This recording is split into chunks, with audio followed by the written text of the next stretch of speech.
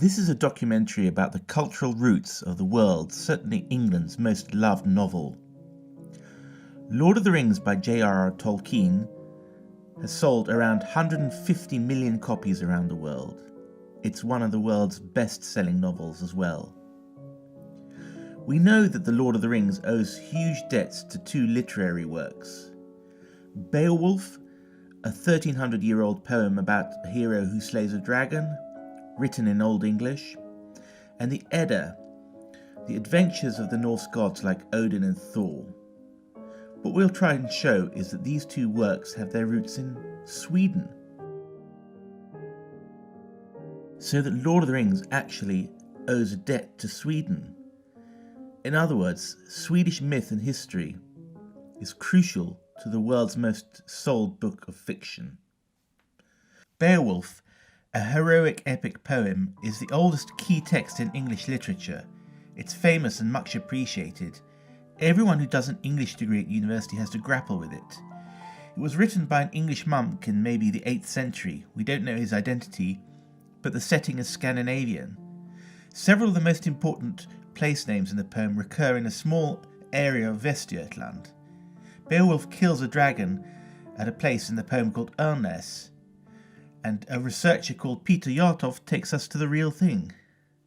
And there's an Örnäs or eagle nest in Beowulf, isn't there? Yeah. Can you tell me where in Beowulf? This one, Beowulf handles the last battle with it's with the dragon. And is this called Örnäs today? This place? Yeah. Yes. Right, okay. It's on the map. If you look onto any internet map. Yeah. So within sight? Shallow bay areas. Apart from Beowulf, Tolkien's other inspiration was the Edda, the purportedly Icelandic tales of the Norse gods, which also feature elves, dwarves, giants and magical rings, all of which are staples of Lord of the Rings.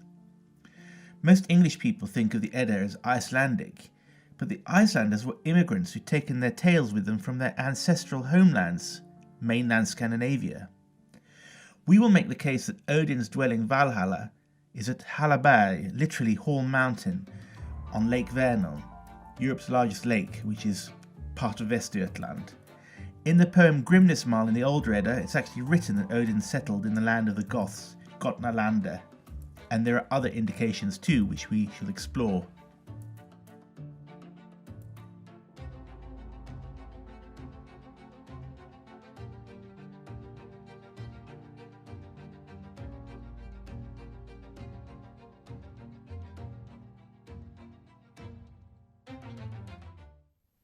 This documentary is a journey, a road trip, a historical and literary quest, an exploration of the origins of the most loved work of modern English literature, Lord of the Rings and its roots. Using written sources and comparing them to geographical features that can be seen today, we offer a revisionist view of where the Edda was set, which in turn links Tolkien to today's western Sweden, Västergötland. At the same time, it's a personal meditation on literature, landscape, memory and religion. We will talk about the poetry and the fiction of the English giants in literature who've been inspired by the Edda as well as Beowulf, which, if they are indeed set in Sweden, makes Sweden an unexpectedly important place for the English literary and historical imagination.